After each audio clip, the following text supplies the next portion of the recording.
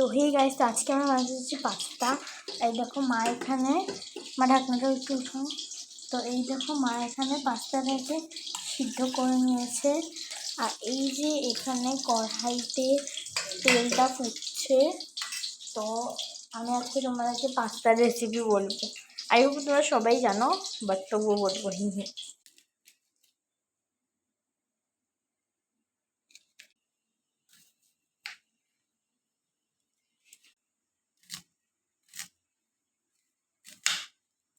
মায়ের দিকে কুচি কুচি করে পেঁয়াজগুলোকে কেটে নিয়েছে, তার সাথে একটুখানি লঙ্কাও দিয়েছে।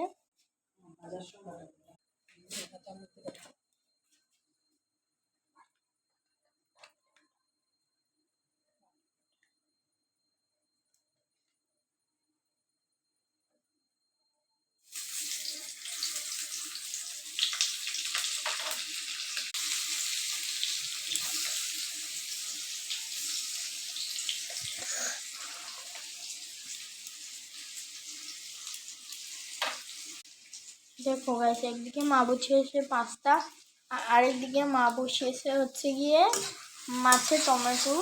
মাছকে একটা ঝোল করছে, তো সেই ঝোল মানে দুদিকে দুটো খাবার বসিয়েছে মা গরম করছে। তো এবার মা দিয়ে দেবে এটাতে সেদ্ধ করা পাস্তাগুলো। এই যে সেদ্ধ করা পাস্তা আগে মা ভালো করে মিক্স করে নেবে। এখন মা এটা থেকে জলগুলো ফেলে দেবে। এই দেখো গাইস, জানো তো মা না আমার ছোটবেলায় অনেক পাস্তা খেয়েছে, আর এটা আমি থার্ড টাইম খাচ্ছি। মানে আমি আরো 2 টাইম খেয়েছি, অনলি 2 টাইমস, আর খাইনি। তো এইবার মা দেবে হচ্ছে গিয়ে এটার সাথে একটা মানে একটা মশলা এসেছিল। তো এখন মা কেটে রাখছে, সরি মা দিচ্ছে না, শুধু কেটে রাখছে। এটা কিন্তু চিজ পাস্তা ছিল, আগে তোমাদেরকে বলেছিলাম। তো মশলাটা কিরকম হবে আমি জানি না। দেখো, তো এবার মা দিয়ে দিল এটাতে পাস্তা। এবার ভালো করে মা নাড়াচাড়া করবে।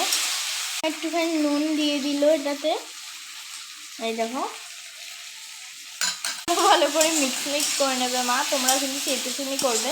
তারপর মা দিয়ে দেবে এটার সাথে যে মশলাটা এসেছিলো, সেই মশলাটাকে। এই দেখো, অনেকটাই দেয়, আমি শুকনো শুকনো একটুখানি খেয়েওছি।